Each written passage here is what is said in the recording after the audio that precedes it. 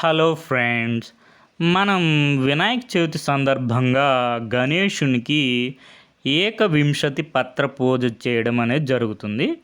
ఏకవింశతి అంటే 21 పత్రాలతో మనం గణనాథుని పూజించడం జరుగుతుందన్నమాట.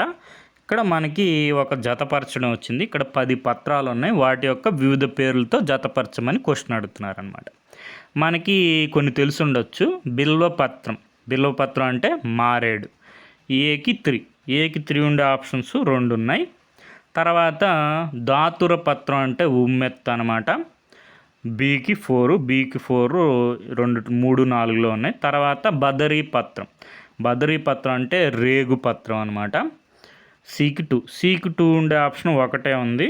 మనకి 3 అనేది ఆన్సర్ అవుతుంది. మిగిలిన కూడా చూసుకుందాం. అపమార్గ పత్రం అంటే ఉత్తరాన్ని అపమార్గ పత్రం అంటారు. దాడిమ అంటే దానిమ్మ పత్రం అన్నమాట. సింధూర్వా పత్రం అంటే వావిల పత్రం. అర్కపత్రం అంటే జిల్లేడు. అశ్వత్థ పత్రం అంటే రావి. అర్జున పత్రం అంటే మద్ది. వినాయక పత్రం అంటే గండకి. ఈ విధంగా మనకి ఇవి 10 పత్రాలు, ఇంకా 11 ఉంటాయి. మొత్తం 21 పత్రాలతో మనకి వినాయకుడిని పూజించడం అనేది జరుగుతుందన్నమాట.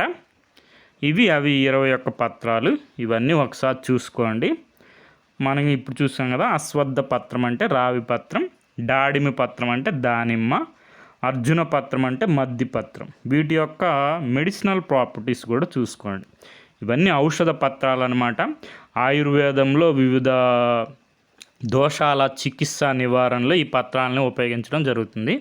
ఉదాహరణకు అర్జున పత్రం యూస్డ్ ఫర్ జాయింట్ పెయిన్స్ అంటే కీళ్ళ నొప్పుల నివారణకి అర్జున పత్రం, మద్ది పత్రాన్ని ఉపయోగించడం అనేది జరుగుతుంది.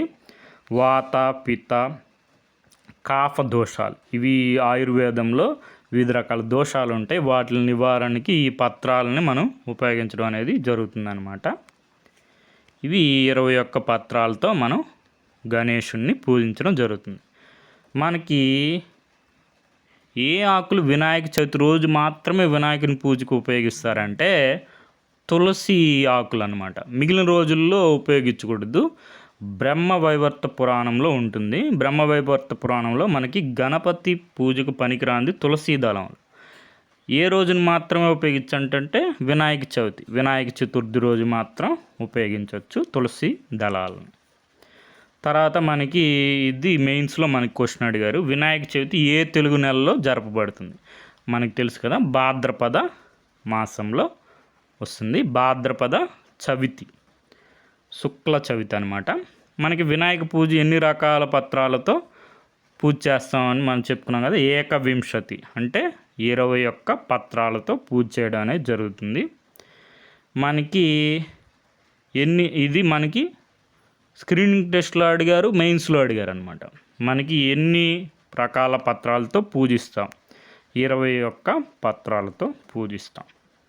మనం తెలుగు నెలలో భాద్రపదం ఎప్పుడు? భాద్రపద శుక్ల చతుర్థి మధ్యాహ్న శుభ సమయంలో హస్త నక్షత్రంలో మనకి వినాయక చవితి మనం జరుపుకుంటాం. Okay friends, thank you for watching.